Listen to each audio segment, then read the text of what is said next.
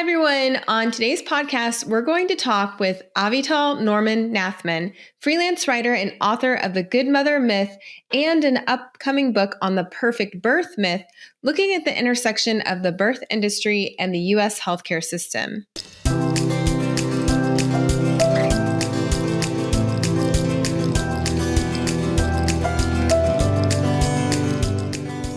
Hi, everyone. We are so excited to speak with our guest today, Avital, all about the perfect birth myth, which is a project she's working on. I wanted to let you know that if there are any detailed content or trigger warnings, we'll post them in the description or show notes that go along with this episode. And now I'd like to introduce our honored guest. Today, I'm so excited to welcome Avital Norman Nathman to talk about her work as a freelance writer and editor who focuses her work on motherhood, maternal health, gender and reproductive rights, and justice. Avital, pronouns she, her, has spent over 15 years spinning and weaving words into everything from website copy to public health documents, a weekly column for Snoop Dogg, press releases, and even the occasional grocery list. Her writing, which places a feminist lens on a variety of topics, including motherhood, maternal health, gender, reproductive rights, and cannabis, can be found in a variety of print and online articles for outlets like the New York Times, Teen Vogue, Rolling Stone, Cosmopolitan, Vice, and more. Avital's first book was The Good Mother Myth, Redefining Motherhood to Fit Reality, which provides a platform for diverse voices that often get let out of the conversation surrounding parenting. Avital is currently working on 2 new books. She is co-editor for an anthology on abortion, and her upcoming book, The Perfect Birth Myth, combines research, expert analysis, and narrative experiences to look at the intersection of the birth industry and the healthcare system to understand how this ideal of the perfect birth came about, why it's a red herring, and how we can do better to ensure that all folks who are pregnant can have access to quality care and the chance at a birth that is safe and that they are comfortable with. As a Jewish American child of immigrants, Avital strongly believes in the power of not only finding your voice, but sharing it with the world, particularly when it comes to underrepresented and marginalized communities. I'm so thrilled that Avital is here. Welcome to the Evidence-Based Birth Podcast. Thank you so much for having me. I'm really excited to be here. I was really excited to meet you last year in the process of working on your book, The Perfect Birth Myth, which just, the title alone just hooked me right away. And as a freelance writer, you can write about anything. So why did you choose to write about motherhood, childbirth, reproductive justice issues, and how has your writing changed over time? Yeah, so reproductive justice in general has always been important to me, both before and after going through a full pregnancy and birth. And to me, reproductive justice includes pregnancy, birth, maternal health, even though maybe in my younger years, I focused more on preventing pregnancy or ending an unwanted pregnancy. But throughout it all, it really was kind of we talk about this idea of choice, and really the reproductive health doesn't end once we make that choice, right? So abortion, pregnancy, birth, it all goes together. And one of the reasons I got so interested in writing about this is way back when, about 17 years ago, when I was pregnant with my son, I had a midwife. I had midwifery care, but they were within an OBGYN clinic that was connected to the local hospital. And I gave birth. I was my midwife's only patient that evening or that day. She hung out with me the entire time. We chatted. It was wonderful. I had a super textbook birth. I was young at that point. I was 26. Everything went smoothly. Went home that same day. It was just a whole other story. Signed out AMX. I'm not a fan of hospitals. And then found out about 2 weeks after I gave birth that the OBGYN clinic was no longer allowing midwives in their clinic to deliver babies, that it was an insurance issue, that whatever the reasoning they gave, no longer could midwives in the practice be at deliveries, only the OBGYNs. And the midwives could continue if they wanted to provide prenatal care, regular OBGYN care, but they were no longer allowed to deliver. babies. And that just really didn't sit right with me. I had just had phenomenal care, and not just in the birth itself. I think we all know that midwifery care is this amazing holistic care that throughout the prenatal time is really wonderful and encouraging. And I never felt I was being rushed. I felt I could ask any question. I felt I can challenge and push back on things. And so to not have that opportunity for future folks to give birth in that way was unsettling. It was also unsettling because they were some of the few midwives at the time. And again, remember, this is like 17 years ago, that were providing care at this local hospital. So about 3 weeks, maybe postpartum, I hosted a meeting in my house. I'm there leaking, baby attached at the boob, still bleeding. And it was full of local midwives, local doctors who were upset about this, local activists. And in my living room, we came up with the idea of not a freestanding birth center, but a birth center attached to the hospital, so that the hospital itself would have midwives on the premises. And within a couple of years, that was reality. And there's this big, beautiful old Victorian house that houses the midwives, and they have an overseeing OBGYN at the hospital. They provide prenatal care, they provide regular OBGYN care, and they deliver within the hospital. So that is what really is really that action that led me then to turn my writing to that focus. I saw what was possible. I saw what could happen, and both the bad and the good. And so that's kind of my origin story. Yeah. So you really got launched into activism shortly after giving I did. birth. I mean, my activism up until that point really did center around reproductive rights and, like I said, in the preventing pregnancy arena and ensuring folks had access to birth control or abortion care if they needed it. But this was what really launched me, like you said, into looking at and being concerned with what maternal care was like in our country.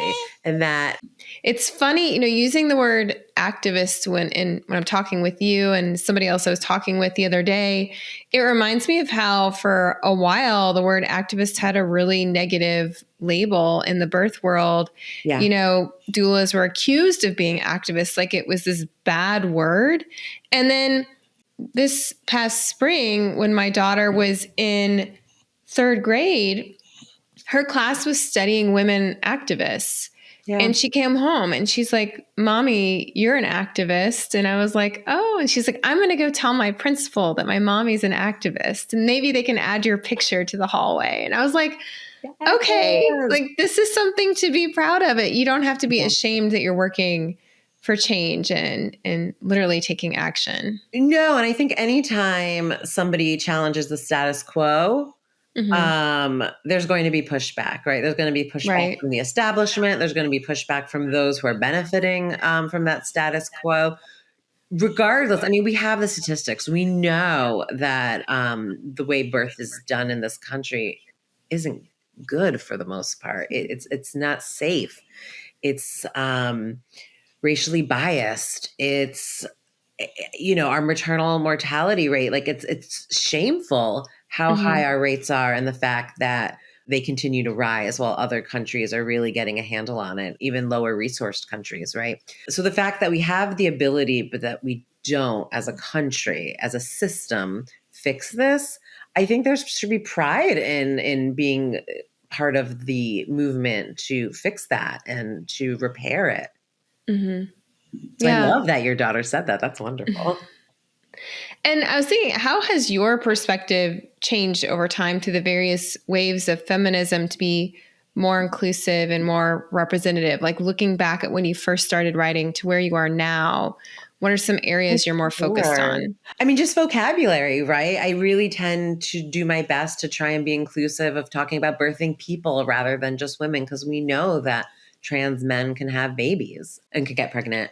And so talking about, and I don't think, I know there's a whole debate about, well, doesn't that make it, are we losing women in that discussion? And I don't think we are. I think as a society, we're able to understand that women get pregnant and have babies, but so do other folks. And I think it's more important to be inclusive. And so that's definitely changed. And I'm a lot more I definitely am more pointed about making sure that when I'm writing, I'm doing so in an inclusive way. And I think it's also important when we're talking about birth rates and, instead of saying people of color, women of color, we're specific in talking about, are we talking about Black women, Indigenous women, and X women? But we need to be specific because those people have different needs and are coming from different areas and their statistics are different. And so I think it's important to, be detailed in that way. Mm-hmm. Your work has been featured in many high profile publications, including Teen Vogue and Cosmopolitan. And what type of impact have you seen your work make in spaces like this that aren't preaching to the choir, but more talking with people who maybe aren't aware of the problems? Yeah. So what I've found when I write, and this can be about whether I'm writing about abortion, pregnancy, birth, and I've written a lot. I'm very open about writing about my anxiety. What I found, the number one response that I've gotten, like personal feedback from people I don't even know, is that they thank me that they're not alone. I think a lot of the times we live in our bubbles and we don't realize that something, maybe a birth trauma or being a parent of a couple of kids and not wanting to continue on with a unexpected pregnancy, it can feel isolating.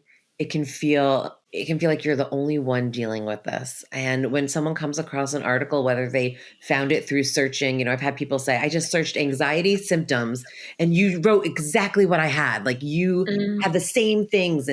And a lot of the time, those people are in the midst of it. They're right there. And so I can tell them I was there and now I'm here. And, here's what you can hopefully look forward to. And so I find so a lot of the feedback I get is thank you. And oh my God, I can't believe I'm not the only one dealing with this. And then a lot of people were like, wow, I didn't know that, especially when we're talking about birth. A lot of people, I think because of mainstream media, whether it's television or movies or even just social media posts, think they have this one idea, or because of their one or two soul experiences, have this idea of what birth and pregnancy is like, especially if they're in a privileged position and not really understanding that birth is not the same for everybody especially in the US. A wide range of experiences. And Yeah. I'm thinking about your article about maternity care in the prison industrial complex that was featured in Cosmo. What inspired you to bring that issue to the mainstream? So there was this amazing organization that started in I think 2014 is when they started, called the Prison Birth Project.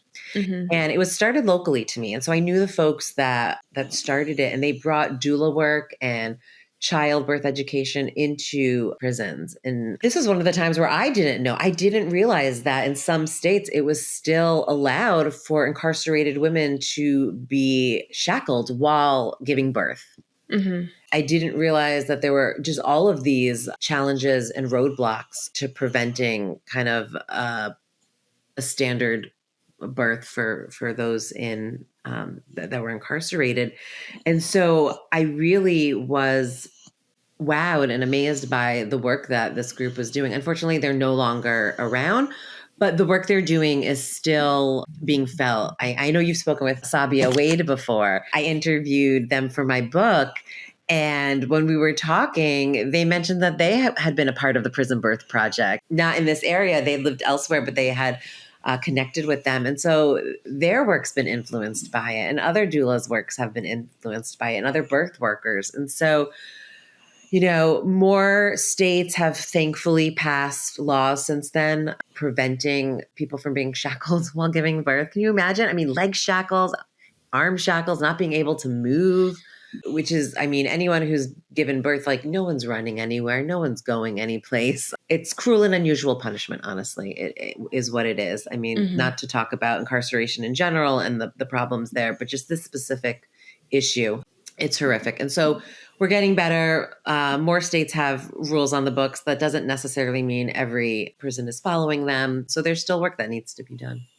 Yeah. And I do want to give a shout out to all of the doulas and birth workers who are still working and volunteering in prisons. I know Alabama has a prison birth project, Minnesota, Michigan, others. So if you're looking to see if there's one near you, our listeners, you can just Google your state and doula or birth project and see if there is one already operating. It might not be under that name that you said, but there are still doulas doing this work out there. And also just to look and see what are the laws in your state around that. That's not something maybe the average person would think about, but there are people who go into the system that are pregnant and will have Yeah. to give birth. And so I think it's something that, just to be aware of. And there are bills constantly being proposed to humanize birth for people who are incarcerated. And I know in Kentucky, we just had a bill passed by a female legislator a year or two ago that finally, made it illegal to shackle someone in childbirth. This was just recently. Wow. And to humanize the process for them.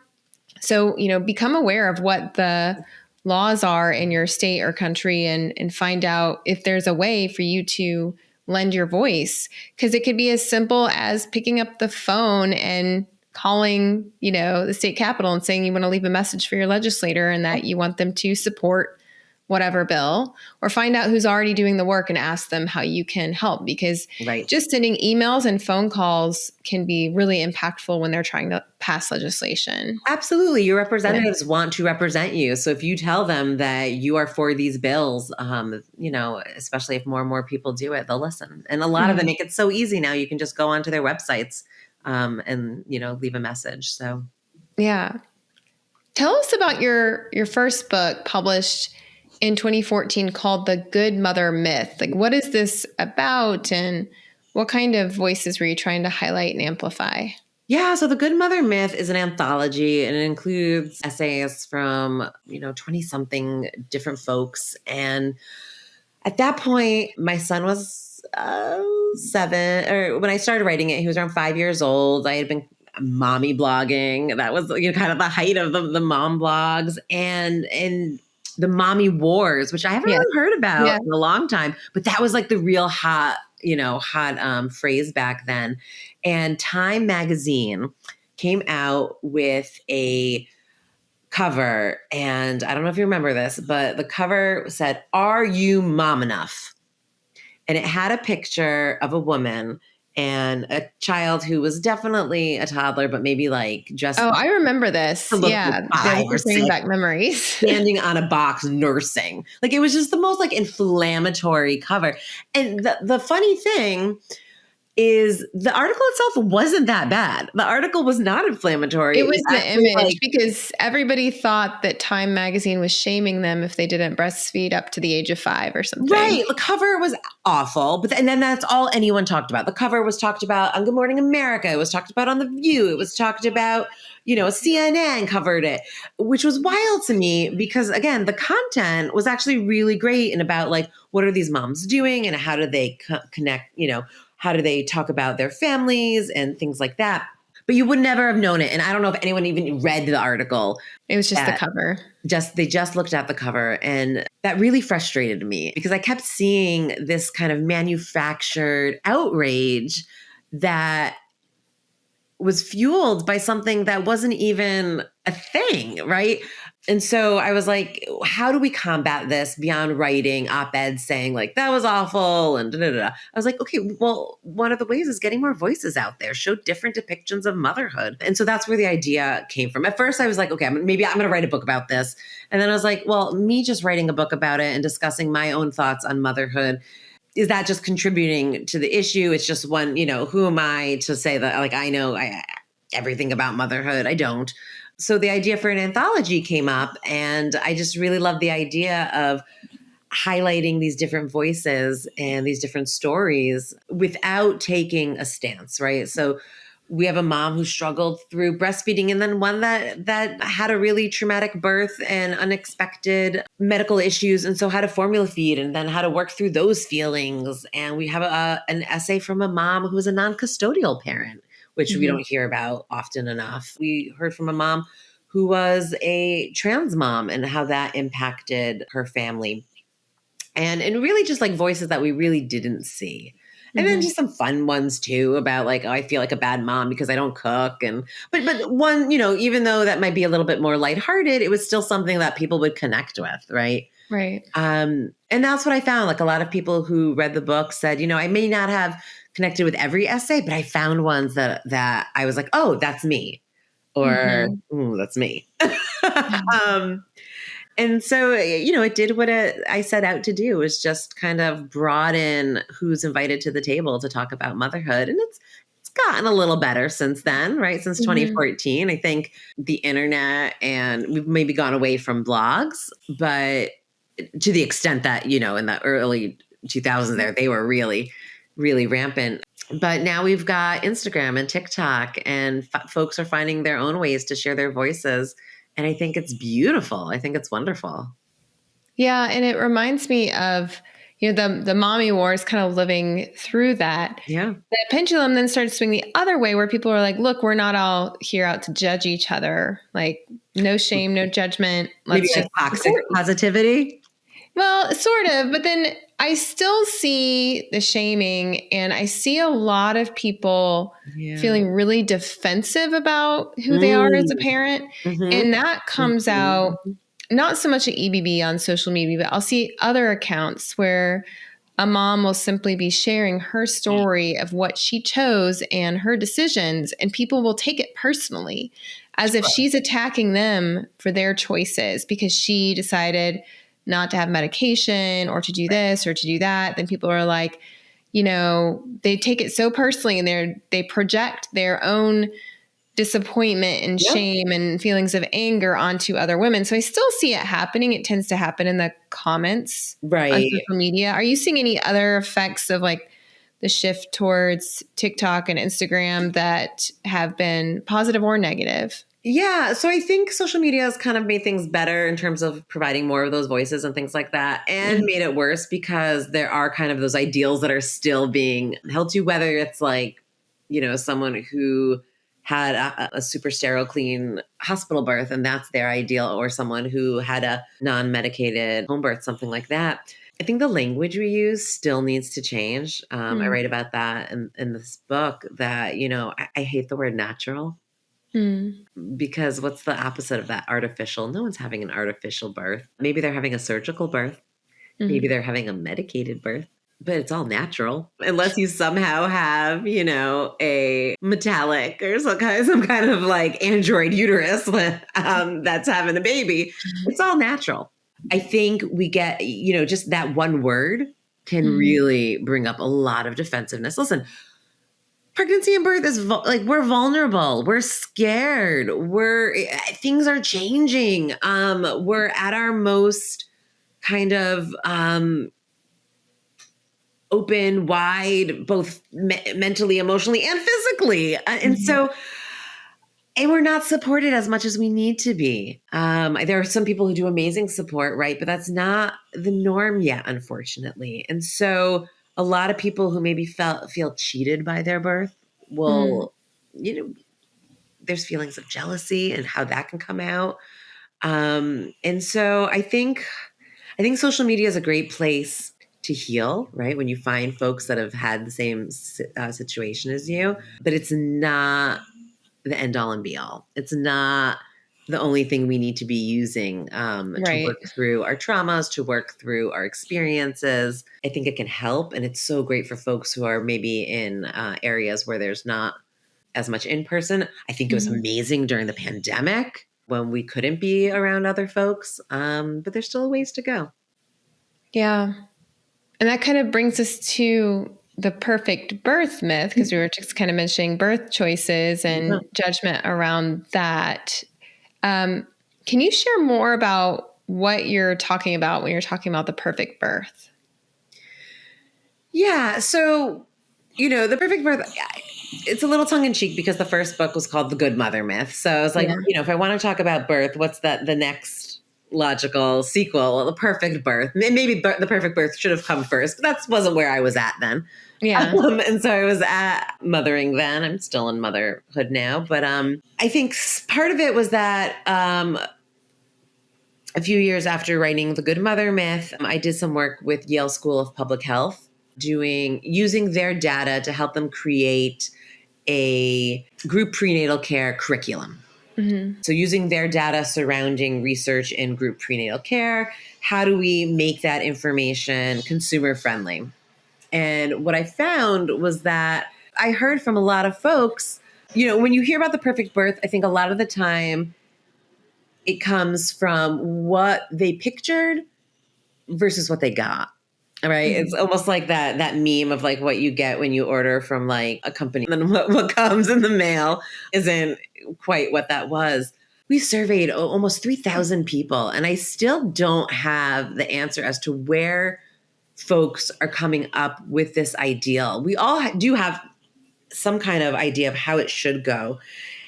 Sometimes it can be from the elders in your life talking about how their births went. Sometimes it could be from friends who had births before you. Sometimes it can be from a class you took. Sometimes it could be from watching, whether it's a movie or a TV show or a reality show. And it seems to be there are a variety of reasons people have these ideals, but it all boils down to the fact that there is an ideal. The ideals aren't the same, right? So some people's ideal might be a highly medicalized birth that involves being hooked up to a port to get anesthesia right away and not wanting to feel any pain. And maybe it's still a vaginal birth, or maybe for them, it's a surgical birth for whatever reason. And for others, it's no medication and it's having it like a beautiful, calm birth with low lights and music, and they have playlists.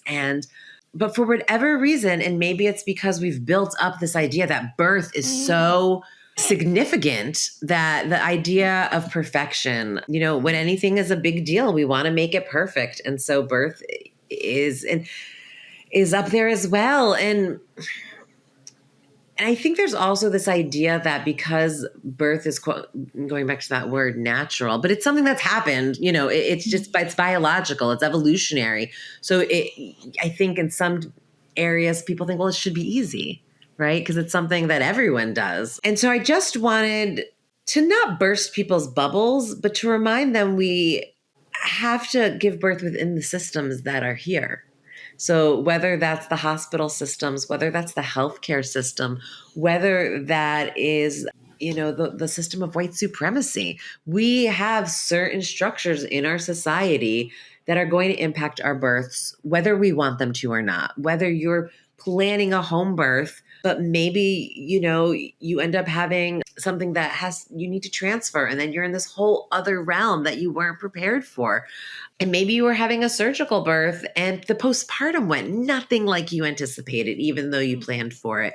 That there's just so many things that can happen, and that we don't have a system set up to support that, right? Like I look at other countries, you've got the baby box. Like how incredible and how different would postpartum be if we had something sent to us that set us up for success, that ensured that people were still being paid so that they didn't have to worry about going back to birth, sometimes weeks after delivering a child, which I mean is... If we had nurses coming to our homes to check on us and help us. Yes. When I signed out AMA at my birth, and again, I did so because I personally don't love hospitals, the smells, the sounds. I couldn't get comfortable there. And my birth had gone fairly smoothly.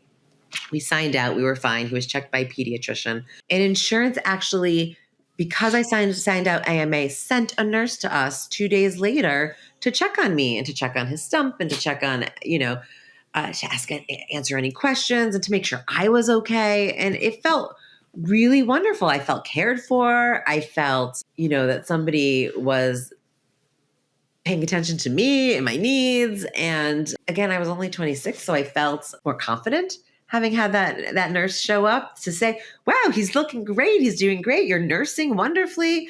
That was really great. And someone that wasn't like my mom that was saying that, right? Someone medical that came in and was saying, this is just going well. But the average person doesn't have that. And so I wanted to write a book that would tell folks that they weren't wrong for feeling embarrassed or shamed or sad or frightened or angry about how their birth had gone, that it wasn't their fault. It wasn't something that they did, that we have this system for the most part, right? That we have this system that isn't setting us up for success at the moment. It could, but it's not. And so the book tackles a lot of the different things from, like I talked about, racism. It looks at how we pay for things because that's going to impact how we birth. It's going to impact our prenatal care. It's looking at how fragile the system is that something like a pandemic or a change in abortion laws can impact maternal care, can impact prenatal care. It takes a look at interventions and what do we know about interventions going in and what are, our hospitals doing best practices of care. And so, it's not a how-to book. This is not how to get the perfect birth.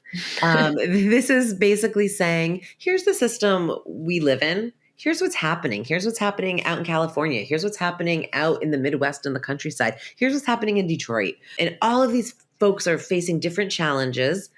And at the end of each chapter, there's a support kit, a toolkit. I don't know how to phrase it just yet, but here's some things that you can look into, you can try, you can do, whether you want to make it better for yourself or for others. And that doesn't matter if you are a patient, an ally, or a provider. Right. So it's kind of offering suggestions, but again, not a miracle cure, not a promise of perfection. And really kind of also along the way, offering the suggestion of allowing ourselves to even step back from that idea of perfection and allow ourselves the grace and the compassion we would give to any other person that would be in our situation. But for some reason, we're much harder on ourselves. Mm-hmm. Yeah, it makes sense. I think a lot of people, they're thinking more about myself, how my birth, how my body might react, what might go on. But then you have to think about the system that you're walking into or that you're a part of and how that interacts with your own unique experience and bodily functions to, create a birth experience that might have some unexpected twists and turns. Right. And we interview graduates of our EBB childbirth class about once a month here on the podcast. And what's really struck me is that they seem to have the best experiences if they're prepared for different scenarios. Right. If you're prepared for the unexpected. Like, how can you prepare for that? Well, I think there's some mental, right, and emotional preparation that needs to happen. Just, even knowing your choices if something did happen, like if this complication happened or that. Yes. Here's some action paths, and knowing that you have a choice, like each path of the way. It's still a choose your own adventure kind of book. Yeah. You might not go down the path you wanted, but at least you'll be making decisions along the way. And I think the very first person who introduced me to this concept, I have to give credit to my sister-in-law, Beth, because she talked about how with her first birth was a cesarean and she was not prepared for that. They didn't really cover it in her childbirth class. It was not really talked about as something you would need to plan for. Right. And how disempowering it felt. Like she was fine having the cesarean, but she wasn't prepared for it, and that bothered her. And then the second time she had when she was able to prepare and make a plan, and that feels so much more empowering. And so I think it's important for people to understand the different things that could happen and then know what my plan would be in that scenario. And I think you really hit the nail on the head, because the one kind of message that I want and that I'm kind of hoping that the book presents is empowerment through education. That if we understand what's happening, if we understand the choices, then we at least feel like we're a part of the conversation, that it's not something happening to us, but happening, and we're a part of that team. We're a part of the choices. We understand. And that's not easy, right? It's not easy making sure that everyone is fully educated. People don't have the time, the energy, the money maybe. And, you asked about the birth industry itself. And it's this $1 million industry. It's not necessarily the healthcare system, but it's everything surrounding it. Right. So it's all the equipment and the computer software. And exactly. Yeah. And those things can prey on our insecurities, on those vulnerabilities, on that fear for both pregnancy and parenthood. So, now there are Dopplers that you can get to hear your baby's heartbeat at home. And I wonder, like, would that have made me more comfortable or less comfortable? Would I have been more anxious? Like, oh, I don't feel the baby. And instead of thinking, oh, maybe the baby's sleeping, so I don't know. I don't think that was something that was readily available. But classes, books, birthing methods.